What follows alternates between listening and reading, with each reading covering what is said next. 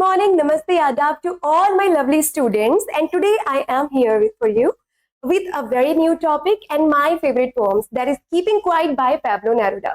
तो बच्चों, आपके क्लास में सिर्फ 5 पोएम्स हैं और उन 5 पोएम में मेरी फेवरेट कीपिंग क्वाइट है. वैसे सारी ही पोएम्स आपकी अमेजिंग है, but this poem is very very philosophical. So first of all, let us be friend with Pablo Neruda. तो keeping quiet is written by Pablo Neruda. सबसे पहले आपको पैब्लो नेरुडा का नाम याद रखना है. That is the most important thing. आप अपना नाम भूल जाए मगर ये नाम जरूर याद रखिएगा, Pablo Neruda. And let me share a secret with all of you. This person is my best friend. Yes, of course. You would not believe it, but that's true. This person is my best friend.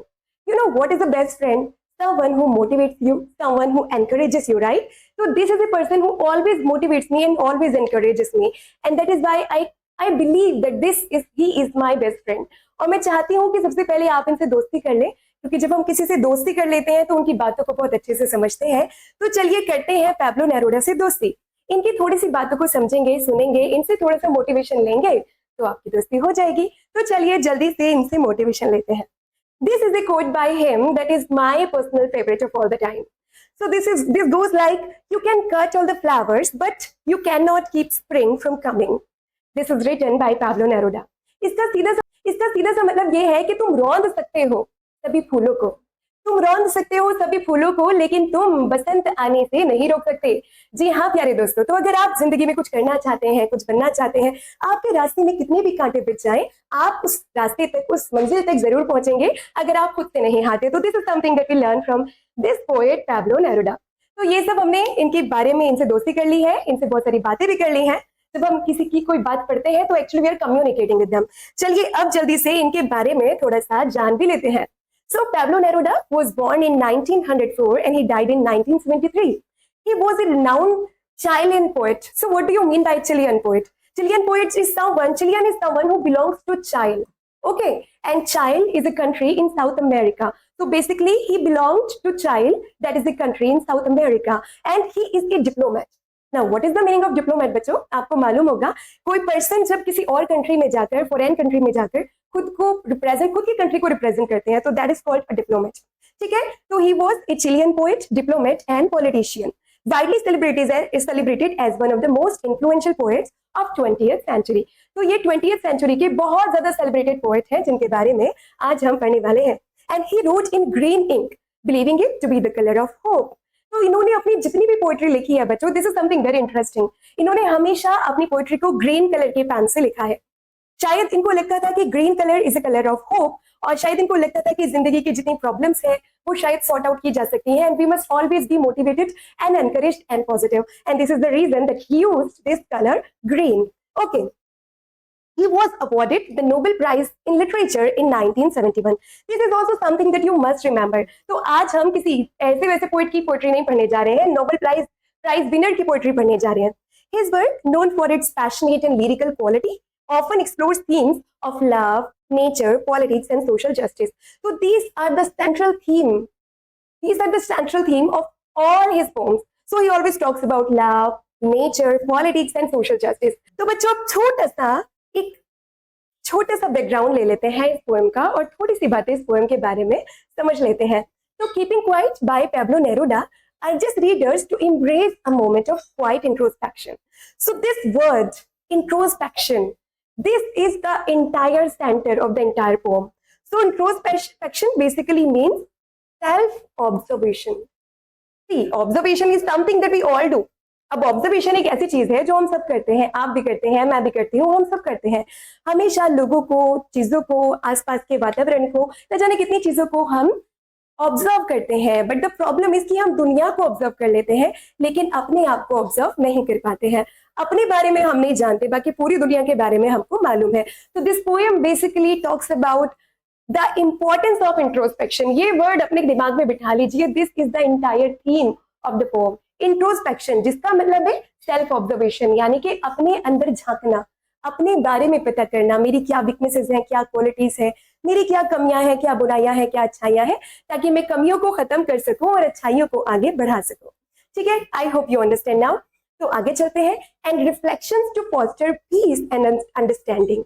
Okay, the poem suggest that by pausing our busy activities and quieting our minds, we can better understand ourselves and the consequences of our actions, ultimately promoting global brotherhood and healing. तो basically यहाँ पर वो बात कर रहे हैं कि कुछ वक्त खामोश होना कितना जरूरी है. The problem is that everybody is busy in talking. आप, मैं, हम सब हमेशा बातें कर रहे हैं और वो भी अपनी नहीं दूसरों की बातें कर रहे हैं. तो ये यहाँ पर बताना चाहते हैं कि कभी कभी क्वाइट रहना, यानी कि शांति बना के रखना, चुप रहना, कुछ ना बोलना, किसी से बातें नहीं करना, कोई काम नहीं करना, इन सब का कितना बेनिफिट होता है. तो this is something we are going to study today. तो चलिए अब शुरू करते हैं text. So the very first line. Now we will count to 12 and we will all keep still. For once on the face of the earth, let's not speak in any language.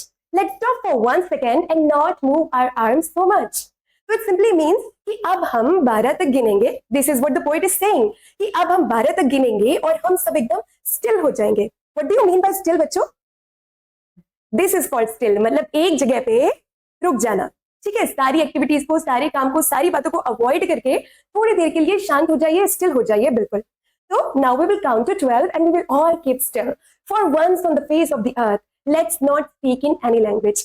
एक बार यहाँ पर आपसे वो अर्ज कर रहे हैं. तो these 6 lines are the urge of the poet. Urge मतलब किसी से प्यार से कोई रिक्वेस्ट करना, कुछ करना, जिसे कहते हैं ना, अरे यार ये कर दो ना प्लीज. तो दिस इज कॉल्ड अर्ज. तो यहाँ पे पोएट आपसे अर्ज कर रहे हैं कि यार चलो एक गेम खेलते हैं, कुछ करते हैं कि मैं तो 12 तक गिनूंगा और हम सब शांत होके बैठे हैं.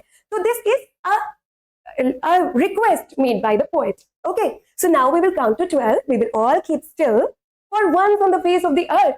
एक बार दुनिया के फेस पर, यानी कि इस दुनिया में बस एक बार के लिए. Let's not speak in any language. किसी भी लैंग्वेज में बात ही नहीं करते हैं.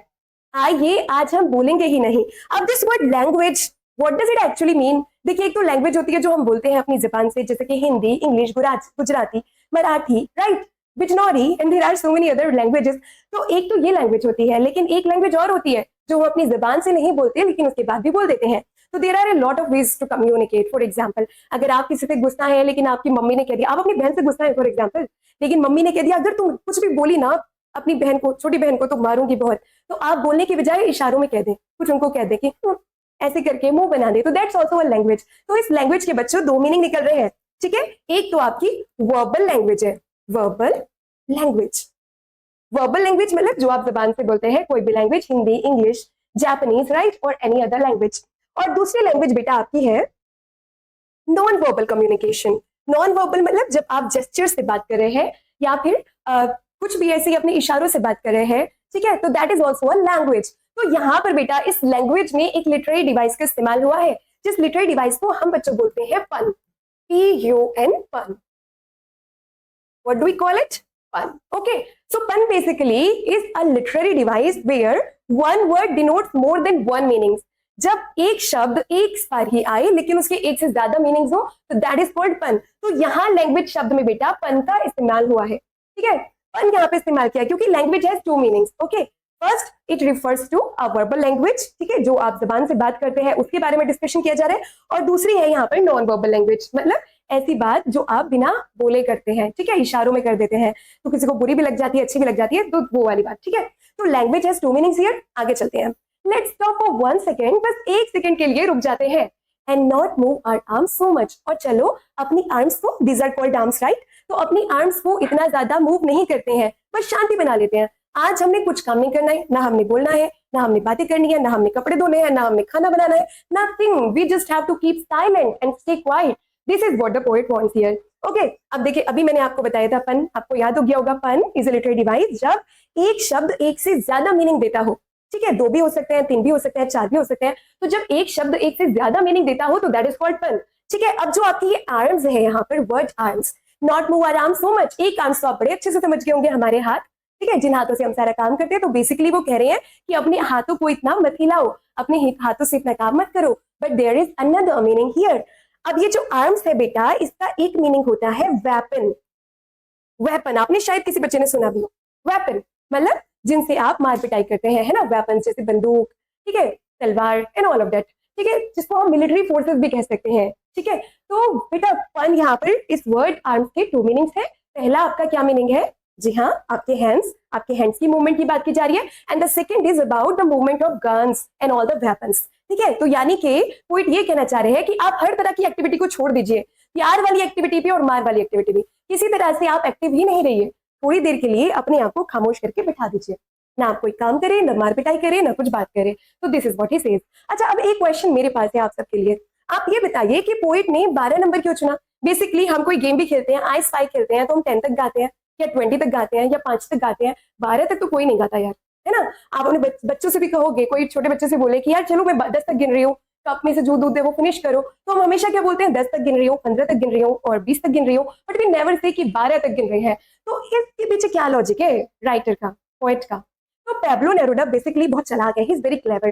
तो 12 जो होता है, इफ यू सी बेटा, क्लॉक के अंदर 12 नंबर होते हैं, है ना, 12 होते हैं। इसके अलावा साल में भी कितने महीने होते हैं? 12 होते हैं। तो दोनों चीजें टाइम को डिनोट करती हैं, clock is all about time, और साथ में आप जब महीनों की बात करें तो that is also denoting time.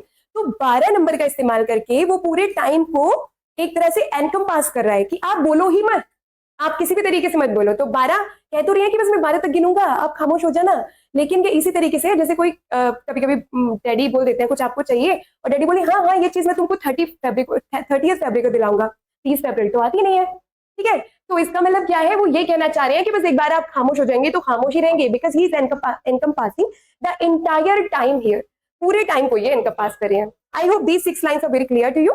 Now we will count to 12 and we will all keep still.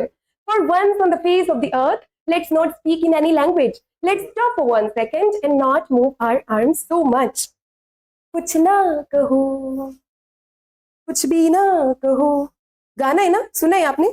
तो बेसिकली इस पूरी पोएम में यही तो बता रहे हैं कि कुछ ना कहो, कुछ भी नहीं कहो, बोलो ही मत, चुप हो जाओ, ठीक है। तो ये कहीं ना कहीं इससे मैच हो रहा है। अच्छा, एक गाना और है, चुपके से सुन इस पल की धुन, उसमें तो बोला है चुपके से सुन, आप इसको थोड़ा सा अपने अकॉर्डिंग चेंज कर लीजिए, आप बनाइए चुप होके सुन इस पल की धुन, इस पल में जीवन सारा, इंट्रोस्पेक्शन का है वक्त यही, ठीक है। तो आपको इसमें क्या करना है बच्चों, इंट्रोस्पेक्शन, बड़ा बड़ा फिर से लिख दिया है, अब याद रखिएगा।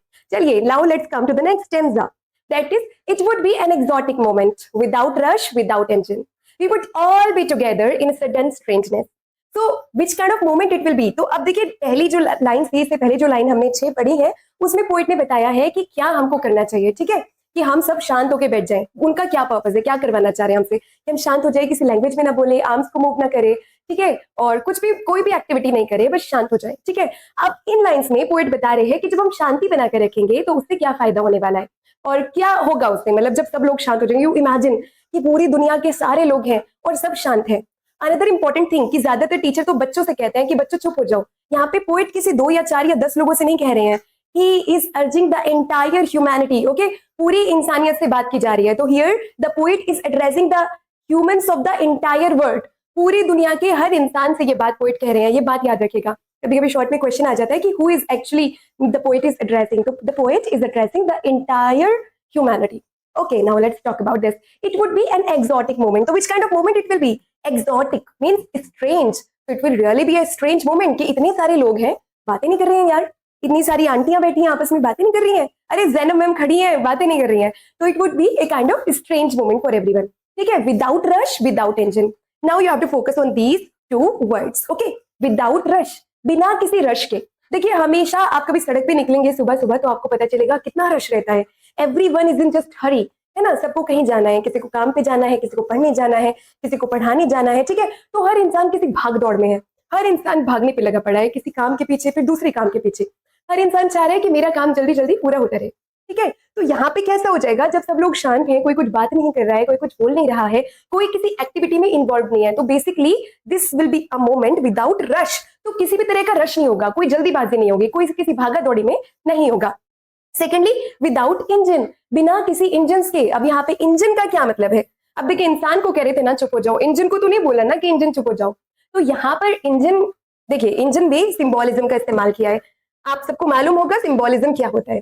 सो symbolism is also a literary device, जिसमें हम क्या करते हैं, डायरेक्टली जिस इंसान की या जिस चीज की या जिस पर्सन की हम बात कर रहे हैं, उसका नाम न लेकर उसको किसी दूसरे नाम से बुलाया जाए, है ना, जो उसको एक्सप्लेन कर सके। तो दिस इज कॉल्ड सिंबोलिज्म। तो यहाँ पे जो इंजन बेटा है, ये इंसानों के लिए है, ह्यूमंस के लिए, ठीक है, क्योंकि ह्यूमंस की एक क्वालिटी है इंजन वाली। आजकल के इंसान बिल्कुल मशीन बनते जा रहे हैं। अब देखिए, मशीन की क्या क्वालिटी होती है, आप किसी मशीन को चला दीजिए and she will start the process, वो जिस भी काम करती है, जैसे पंखे को चलाया आपने तो ये रोटेट करना शुरू कर देगा when you switch it on, ठीक है, लगातार रोटेट करता रहेगा करता रहेगा करता रहेगा। जब आप इसको बंद कर देंगे तो ये बंद हो जाएगा, है ना। और फिर जब आप दोबारा से करेंगे फिर ये सेम उसी डायरेक्शन में रोटेट होगा। ऐसा भी नहीं कि अपनी डायरेक्शन को चेंज कर ले, ठीक है, क्योंकि ये सोचेगा नहीं कि यार मैं हर बार इधर को क्यों रोटेट होता हूँ, चलिए इस बार इधर से रोटेट करते हैं। तो this is the quality of engine और मशीन्स। तो इसी तरह से तो आजकल के इंसान हो रहे हैं, जो रूटीन हमने कल किया आज भी हम वही कर रहे हैं, कल भी हम वही करेंगे और पूरी जिंदगी हम उसी रूटीन को फॉलो करते रहेंगे। तो this is something very very mechanic. तो ये कैसा है कि बहुत मैकेनिक नेचर है इंसान का। मैकेनिक यानी कि जो मशीन से बिलोंग करता हो, मशीन यानी कि इंजन। तो यहाँ पर इसलिए इंजन बेटा किसको डिनोट कर रहा है, इंसानों को। इंसानों का जो इंजन वाला नेचर है वो खत्म हो जाएगा। तो basically this is what poet wants to say, ठीक है। तो we would all be together, हम सब एक साथ हो जाएंगे। सेकेंडली व्हाट विल हैपन, देखिए सारे बैरियर्स, सारी टेंशन, सारे डिफरेंसेस सिर्फ जबान से शुरू होते हैं, है ना। आप अगर देखें तो every dispute starts with tongue, every dispute starts with communication, है ना। अगर हम साइलेंट हैं तो हमारे अंदर किसी भी तरह का भेदभाव नहीं होगा, ना कोई अमीर है, ना कोई गरीब है, ना कोई हिंदू है, ना कोई मुस्लिम है, ठीक है, ना कोई बड़ी जात का है, ना कोई छोटी जात का है। ये सारे डिविजन कब आती हैं, ये सारे डिविजन जबान के साथ आती हैं, है ना। जब हम शांत हो जाएंगे, हम बोलना बंद कर देंगे तो सब एक साथ बैठेंगे। हम किसी को ये नहीं कहेंगे तुम मेरे पास क्यों बैठे हो, तुम यहाँ से हटो, तुम मेरे दुश्मन हो, because we are not allowed to speak, है ना। तो ये फायदा होगा। तो इसलिए वो कह रहे हैं कि we would all be together in a sudden strangeness. अचानक से एक स्ट्रेंजनेस आ जाएगी, एक अनोखापन आ जाएगा जो कि पहले कभी नहीं आया, पहले कभी दुनिया में ऐसा नहीं हुआ, जो कि पॉइंट चाहते हैं। अब देखिए सडन स्ट्रेंजनेस, यहाँ पे बेटा अलिट्रेशन का इस्तेमाल हुआ है क्योंकि सडन में एस है और स्ट्रेंजनेस में भी एस है। जब आपके दो या दो से ज्यादा शब्दों का फर्स्ट लेटर सेम हो और कॉन्सोनेंट हो तो वहां पर क्या होता है बेटा, यस, वहां पर अलिट्रेशन होता है। तो here the poet has used alliteration. इतना I hope everything is clear to you. Let me check कि कोई और सी तो लिटरेरी डिवाइस नहीं है जो आपको बतानी है। ओके, चलिए let's come to the next stanza. Now, this is a very important and very beautiful lines that I personally love very much. So, fishermen in the cold sea would not harm whales, and the man gathering salt would look at his hurt hand. तो जब हम शांति बना के रखेंगे, चुप हो जाएंगे, कोई काम नहीं करेंगे, तो उससे क्या बेनिफिट होगा? उससे ये बेनिफिट होगा बेटा, जो फिशरमैन होते हैं, मछियारे, जो वो क्या करते हैं, सुबह होते ही मछलियां पकड़ने निकल जाते हैं और बेचारी मछलियों की जान आफत में आ जाती है। पर जब हम शांति बना के रखेंगे और हम बोलेंगे नहीं, तो उससे क्या होगा, जितने भी फिशरमैन हैं वो कोल्ड सी में जाकर वेल्स यानी कि मछलियों को नुकसान नहीं पहुंचाएंगे। तो एक दिन मछलियां भी इंजॉय कर लेंगी, सोचेंगी आया नहीं यार, आज वो आया नहीं जो रोज मारने आता है, and they will be happy कि यार आज तो यार पार्टी बनती है, आज हमें मारने कोई नहीं आया, ठीक है। तो फिशरमैन यहाँ पर देखिए, फिशरमैन में भी सिंबोलिज्म का इस्तेमाल किया है, and I told you right before that what is the meaning of symbolism. तो यहाँ पे फिशरमैन से फिशरमैन को सिंबलाइज नहीं कर रहा है, बल्कि it is symbolising all the oppressors. अब ऑपरेजर क्या होते हैं, जो किसी पर अत्याचार करते हैं, दे आर कॉल्ड ऑपरेजर्स, ठीक है। तो यहाँ पर फिशरमैन का मतलब है ऑपरेजर्स, यानी कि जितने भी अत्याचारी होते हैं वो सब, ओके, यू गॉट इट। तो फिशरमैन यहाँ पे सब ऑपरेजर्स को डिनोट कर रहा है, और whales is the symbolism for oppressed का मतलब होता है जिन पे अत्याचार किया जा रहा है, ठीक है। तो यानी कि जब हम शांति बना के रखेंगे, जब हम कुछ बोलेंगे नहीं, कुछ करेंगे नहीं, तो उससे क्या होगा, जितने भी अत्याचारी लोग हैं वो भी शांत होकर बैठ जाएंगे, वो भी काम नहीं करेंगे। उनका काम क्या है, लोगों को परेशान करना, अत्याचार करना, लोगों पे जुल्म करना, तो वो भी किसी पे जुल्म नहीं करेंगे, ठीक है, वो भी एक मिनट के लिए शांत बैठ जाएंगे। तो fisherman in the cold sea would not harm whales, the man gathering salt, और वो लोग जो सॉल्ट को गैदर करते हैं, यानी कि सॉल्ट इकट्ठा करते हैं। अब आप सॉल्ट गैदरर्स होते हैं, क्या करते हैं, समुद्र में से सॉल्ट निकालते हैं। सॉल्ट बहुत, अगर आपने पिसा हुआ ही नहीं देखा हो, नॉर्मल सॉल्ट देखा हो, तो पत्थर का जैसा होता है, जिसको निकालने में बड़े हाथ दुखते होंगे उनके, बहुत थक जाते होंगे, but they don't have time to think about their pains, their sufferings, ठीक है, that their hands are hurt. तो जब वो शांति बना के रखेंगे, चुप होके बैठेंगे, तो जो मैन गैदरिंग सॉल्ट्स है वो भी थोड़ी देर अपने हर्ट हैंड्स, अपने दुखते हाथों पे ध्यान देंगे। तो बेसिकली यहाँ पे ये बताना चाह रहे हैं कि जितने भी लोग हैं वो अपनी सफरिंग, अपनी टेंशन, अपनी प्रॉब्लम्स पे ध्यान देंगे, वो बाकी सारी चीजों को छोड़कर अपने ऊपर ध्यान देंगे, ठीक है। तो बेसिकली जो मैंने सबसे पहले बताया था आपको कि ये इसकी थीम है इंट्रोस्पेक्शन। तो उनके पास फाइनली इंट्रोस्पेक्शन करने का वक्त होगा। इसका बेटा इंट्रोस्पेक्शन, बड़ा बड़ा इसलिए लिखा है कि याद रखें, this is the theme of the entire poem, ठीक है। तो उनके पास इंट्रोस्पेक्शन करने का वक्त होगा, यानी कि वो थोड़ी देर सोच पाएंगे। वो इतने बिजी हैं कभी किसी काम करने में, कभी इंस्टाग्राम चलाने में, कभी फेसबुक में, कभी व्हाट्सएप में, कि उनके पास सोचने का भी वक्त नहीं है। और क्या चीज हमको जानवरों से डिफरेंट बनाती है, सोच। हमारी सोच ही अगर बंद हो जाएगी तो how can we be better than other animals, of course not. तो this is what he wants to say कि जो लोग हैं बाकी, वो क्या करेंगे, वो अपने दुखते हुए हाथों पर ध्यान देंगे, आई होप यू अंडरस्टैंड नाउ। चलिए आगे चलते हैं। Those who prepare green wars, wars with gas, wars with fire, victory with no survivors, would put on clean clothes and walk about with their brothers in the shade doing nothing. अब वो लोग जो green Wars की तैयारी करते हैं, अब war को ग्रीन क्यों बोला है? क्या वॉर ग्रीन कलर का होता है? जस्ट इमेजिन, वॉर का कोई कलर पहली बात तो होता नहीं है, और दूसरी बात अगर हम कह भी दे कि वॉर का कलर है तो ब्लैक होगा, क्योंकि जब आप बम फोड़ते हैं या फिर किसी को मारते हैं, किसी की हत्या करते हैं, रेड भी बोल सकते हैं, रेड वॉर्स, क्योंकि ब्लड शेडिंग होती है बहुत ज्यादा, लेकिन ग्रीन तो नहीं होता। तो बेसिकली यहाँ पे ग्रीन वर्ड का जो इस्तेमाल किया है, that is describing two things. देखो ध्यान से सुनना, दो चीजों को डिस्क्राइब कर रहे हैं। पहला है इन्वायरमेंट, ठीक है। पहला तो ग्रीन वॉर क्यों बोला है? क्योंकि इसमें कहीं ना कहीं इन्वायरमेंट डिग्रेडेशन होता है। अब देखिए वॉर में क्या होता है, कभी हम बम फोड़ते हैं, कभी बंदूकें चलाते हैं, कभी आग लगा देते हैं, और ये सारी चीजें ultimately what do they do? They harm environment, and that's why they say that this is a green war, क्योंकि इससे ग्रीनरी बहुत ज्यादा डैमेज होती है और डिस्ट्रॉयड हो जाती है। दूसरा, ग्रीन एक चीज का और सिंबल होता है।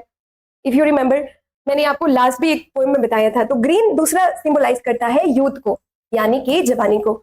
अब सीधी सी बात है बेटा, युद्ध के अंदर जवान लोग ही जाएंगे, बूढ़े अंकल तो नहीं कहेंगे चल बेटा चलते हैं युद्ध में, तो it's not gonna happen, right. तो युद्ध में हमेशा कैसे लोग जाते हैं? जो जवान लोग होते हैं वो जाते हैं, और उनकी मौत होती है ना। तो इस वजह से यहाँ पे पोइट ने ग्रीन वॉर्स का इस्तेमाल किया है। I hope you understand. Wars with gas, Wars with fire. अब ये वॉर कैसे होते हैं? कभी तो हम गैस के बम्स इसमें डालते हैं, कभी हम आग लगा देते हैं। That's why he says Wars with gas and Wars with fire. अब ये लाइन बहुत इंपॉर्टेंट है, और यहाँ पर पैराडॉक्स का इस्तेमाल किया गया है। This is one of my favourite line.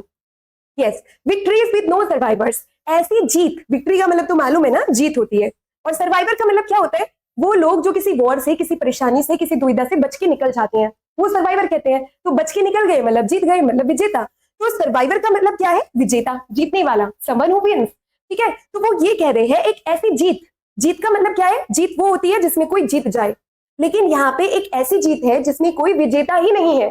तो देखिए दो अल्टरनेटिव थॉट्स है, दो ऑपोजिट थॉट्स है। एक तरफ तो बोल रहे हैं जीत, और दूसरी तरफ कह रहे हैं कि कोई विजेता ही नहीं है। तो दोनों बातें ऑपोजिट हो गई ना। तो एक ऐसी दो ऑपोजिट थॉट्स जो आपको सोचने पे मजबूर कर दे, और जब आप डीपर उसको देखेंगे तो आपको कोई बड़ा मैसेज मिले, वो कहलाता है बच्चों पैराडॉक्स। तो यहाँ पर पोइट ने पैराडॉक्स का बहुत ब्यूटीफुली इस्तेमाल किया है। क्या कह रहे हैं कि जितने भी लोग हैं जो वॉर में जाते हैं, ये हमेशा एक ऐसी जीत के पीछे भागते रहते हैं, ऐसी जीत जिसमें कोई विजेता ही नहीं बचता। नाउ यू थिंक योरसेल्फ, हम दो लोगों में अगर लड़ाई है, ठीक है, मैंने आपको मार गिराया, तो मैं किस बात की विजेता? मैं विजेता तब बनती जब आप मेरे सामने नतमस्तक होकर कहते कि जी मैं हार गया, आप जीत गए, तो मैं जीती। अब मैंने तो आपका मामला ही खत्म कर दिया ना, खत्म, tata bye bye goodbye, तो कहां से विजेता? ठीक है, सो यू गेटिंग। तो विक्ट्रीज विद नो सर्वाइवर, यानी कि एक ऐसी जीत जिसमें कोई सर्वाइव ही ना करे, जिसमें कोई जिंदा ही ना बचे, कोई बच्चे विजेता ही ना बन सके। Would put on clean cloth. तो ये सारे लोग भी जब हम शांति बनाएंगे, जब हम चुप होकर बैठ जाएंगे, ये लोग क्या करेंगे? ये लोग भी साफ सुथरे कपड़े पहनेंगे। हमेशा इनके कपड़े खून में रंगे होते हैं, गंदे रहते हैं, ठीक है, वॉर्स फर्ज की वजह से। लेकिन आज ये लोग भी कैसे करेंगे? ये लोग साफ सुथरे कपड़े पहनेंगे। तो यहाँ पे क्लीन क्लोथ्स फिर से सिंबलाइज कर रहा है बेटा, सिंबोलिज्म का बहुत ज्यादा यूज है इस पूरी पोएट्री में। तो ये सिंबलाइज कर रहा है न्यू बिगिनिंग्स को, यानी कि जब वो शांति बनाएंगे तो उनको समझ आएगा कि यार ये वॉर का कोई फायदा नहीं होता, जंग तो खुद ही एक मसला है, जंग क्या मसले का हल होगी। तो उनको पता चलेगा कि ये वॉर छोड़ते हैं सब, और हम एक नई शुरुआत करते हैं, किसी से लड़ाई नहीं करनी है, किसी से झगड़ा नहीं करना है, और खुश होकर रहना है। तो यहाँ पे क्लीन क्लोथ्स का मतलब बेटा क्या है? न्यू बिगनिंग्स, यानी कि वो जो हमेशा युद्ध में लगे रहते हैं, लड़ने भिड़ने में लगे रहते हैं, वो भी एक नई शुरुआत करेंगे, एक शांति लाने वाली शुरुआत, एक दोस्ती की शुरुआत। तो they would put on clean clothes and walk about with their brothers in the shade doing nothing. और वो अपने भाइयों के साथ जाएंगे, उन्हीं भाइयों के साथ जिनके साथ वो कल तक लड़ाइयां करते थे, जिनके साथ वो मारपीट करते थे, जिनको मार गिराते थे, ठीक है, उनके साथ आज वो चलेंगे। और इससे क्या होगा? इससे ब्रदरहुड जन्म लेगी। ब्रदरहुड यानी कि भाईचारा, ठीक है। तो इससे ब्रदरहुड की बेटा बर्थ होगी। You understand? Brotherhood will born. तो this is why he wants everyone to keep silent, क्योंकि उनको लगता है कि हर प्रॉब्लम की जड़ ही हमारी बातें हैं, हर प्रॉब्लम की जड़ ही हमारी जुबान है। अगर हम इस पे काबू पाले और अपने एक्शंस पे काबू पाले तो सारी टेंशंस खत्म है। चलिए आगे चलते हैं। इन द शेड, शेड में चलेंगे, डूइंग नथिंग। अब वो कुछ नहीं करेंगे, कुछ नहीं करेंगे मतलब कोई भी नेगेटिव काम नहीं करेंगे, किसी से लड़ाई झगड़ा, किसी से मारपीट, किसी को गालियां गलौज देना, कुछ नहीं करेंगे, बिकॉज पोएट ने कह दिया है कि शांति बना के रखे और कोई काम ना करे। चलिए now let's come to the next paragraph. What I want should not be confused with total inactivity. अब देखिए ये बड़ी हंसने वाली बात है और बहुत इंपॉर्टेंट भी है। देखिए इतनी देर से पोएट क्या कह रहे हैं? शांत हो जाओ, बोलो मत, कुछ मत करो, ये मत करो, वो मत करो, है ना। इतनी देर से आपसे ये सारी बातें कह रहे हैं, लेकिन अब वो बताना चाहते हैं कि मैं जब आपसे बार बार कह रहा हूँ आप बोलिए मत, आप काम मत कीजिए, आप अपनी आर्म्स को मूव मत कीजिए, आप किसी लैंग्वेज में बात मत कीजिए, तो आई डोंट मीन कि आप मर जाइए, मैं ये नहीं कह रहा हूँ आपसे आप मर जाइए। तो ये कह रहे हैं व्हाट आई वांट, जो मैं चाहता हूँ, should not be confuse with total inactivity. तो आप उस बात को टोटल इनएक्टिविटी से कंफ्यूज मत कर लेना। कभी आप सोचे कि पोएट तो चाहता है कि मैं टोटली इनएक्टिव हो जाऊं। टोटली इनएक्टिव इंसान कब होता है? जब मर जाता है। तो basically he wants to say that I don't want all of you to die. मैं ये नहीं चाहता हूं कि आप सब मर जाए, ठीक है? तो मैं आपकी डेथ नहीं चाहता हूं। Life is what it is about, I want no drugs with death. जिंदगी इसी के बारे में है। किसके बारे में है जिंदगी? इंट्रोस्पेक्शन। गाने ना आके दुनिया में भी अगर, इसके आगे थोड़ा सा चेंज कर लो, इंट्रोस्पेक्शन ना किया तो क्या किया। अगर हमने अपनी जिंदगी में कभी इंट्रोस्पेक्शन नहीं किया, अपने बारे में नहीं सोचा, तो क्या फायदा है इस जिंदगी का? दूसरों के बारे में हमको सब पता है कि फलाना की लड़की ऐसी है, फलाना का लड़का ऐसा है, ये ऐसा है, वो वैसा है, but we don't know how we actually are, what our weaknesses are, what our strengths are, we don't know about it, and that's the tragedy of this humanity.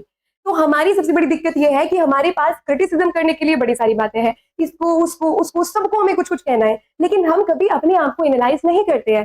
तो पोएट बेटा बड़े प्यार प्यार से आपसे बस एक ही बात करे, देखिए बिजनौरी लैंग्वेज में अगर मैं बोलूं तो वो कह रहे हैं अरे अपने गिरेबान में झांक के देख, मगर प्यार से। प्लीज अपने गिरेबान में झांक के देखिए, दूसरों को देखना छोड़ दीजिए। This is what he actually wants to say here. तो ये बात वो कहना चाह रहे हैं बड़े प्यार से कि आप प्लीज अपने बारे में सोचिए, थोड़ी देर शांति बनाइए, कामों को छोड़िए और सोचिए कि मैं क्या कर रहा हूँ जिंदगी में, what is my purpose, where I am leading to, what is gonna happen to me. तो this is the things that he wants us to ponder upon. इन सब चीजों के बारे में वो चाहते हैं हम सोचे। आगे चलते हैं।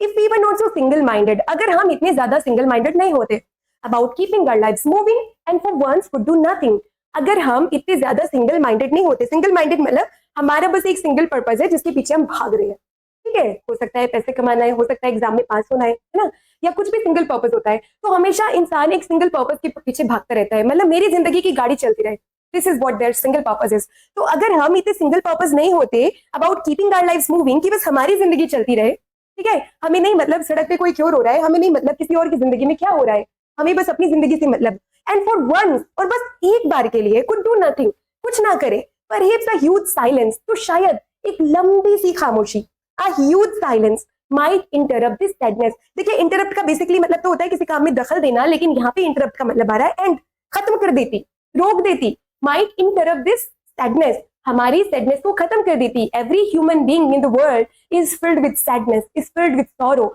हर इंसान किसी ना किसी दुख से भरा पड़ा है ना, किसी के पास कोई दुख है, किसी के पास कोई दुख है। तो हमारा जो सैडनेस आती है, आगे वो बता रहे हैं किस बात की सैडनेस है, sadness of never understanding ourselves. Sadness इस बात की है कि हम खुद को नहीं समझते।